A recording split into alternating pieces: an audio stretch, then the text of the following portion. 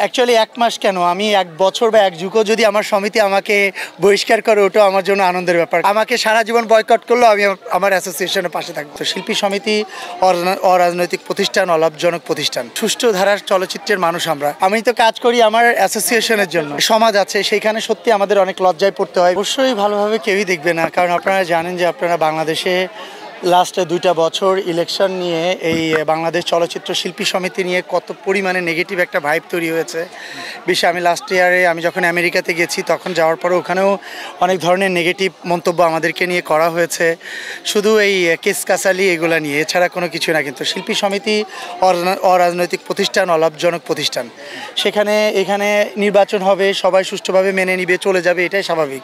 কিন্তু আলটিমেটলি কিন্তু সেটা কিন্তু লাস্ট ২ বছর হচ্ছে না আর কি। এর আগের ইলেকশনও হয়নি, এবারও হয়নি, সেম কন্ডিশনের উপরেই আমরা আছি। এটা শিল্পীদের জায়গায় নরম মন হতে হবে, সুষ্ঠু ধারার চলচ্চিত্রের মানুষ আমরা, সেক্ষেত্রে আমাদের অবশ্যই সব কিছু পজিটিভলি দেখা উচিত, কিন্তু আমরা সেটা দেখছি না। আপনারা যে ভিডিওগুলো এই আমাদের মনে আছেন দীপজল সাহেব, উনি তো লেজেন্ড, ওনাকে ওনার সদস্য পদ বা ওনার কার্যনির্বাহী সদস্য পদে যে স্থগিত করা হয়েছে কোর্টের মাধ্যমে, সেটা নিচে প্রত্যেকটা জায়গায় কমেন্টসগুলো শুধু পড়ে দেখবেন যে সারা বাংলাদেশের মানুষ কতটা বিরক্ত এই বিষয়টা নিয়ে। আর এবারে নির্বাচন একদম, গতবারে নির্বাচন যেরকম পানির মতো স্বচ্ছ হয়েছে, এবারে নির্বাচনও পানির মতো স্বচ্ছ হয়েছে। এখানে আইন শৃঙ্খলা বাহিনী ছিল, আপনারা জানেন ভালো করে। এখানে অ্যাট এ টাইম একটা ম্যাজিস্ট্রেট, সকাল থেকে ভোর ৫টা পর্যন্ত ম্যাজিস্ট্রেট ছিল বসা। সারা এফডিসিতে 18টা ক্যামেরা ছিল, 18টা ক্যামেরা ছিল। তা যাই হোক, এই জিনিসটা আসলে আমরা চাই না। প্রতিটা জিনিসে একটা সুষ্ঠু সুন্দর পরিসমাপ্তি হওয়া উচিত, সেটাই হয়েছিল এবারে নির্বাচনে।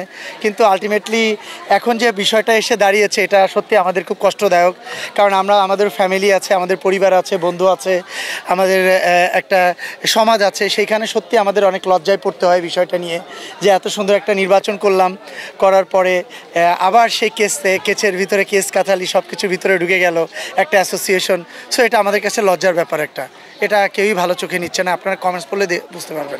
অ্যাকচুয়ালি ১ মাস কেন, আমি ১ বছর বা ১ যুগও যদি আমার সমিতি আমাকে বহিষ্কার করে, ওটাও আমার জন্য আনন্দের ব্যাপার। আমি তো কাজ করি আমার অ্যাসোসিয়েশনের জন্য। 2 দিন বাকি আছে, আমার এনওসি খুব ইম্পর্টেন্ট দরকার ছিল, কারণ আমি যেহেতু সমিতির একজন মেম্বার, আমি কার্যনির্বাহী পরিষদের পক্ষ থেকে নাই আসতে পারি, কিন্তু আমি যে সমিতির মেম্বার হিসাবে অবশ্যই আমার এখানে আসা যায়, আমার রাইট আছে, কারণ এটা আমার কাজ।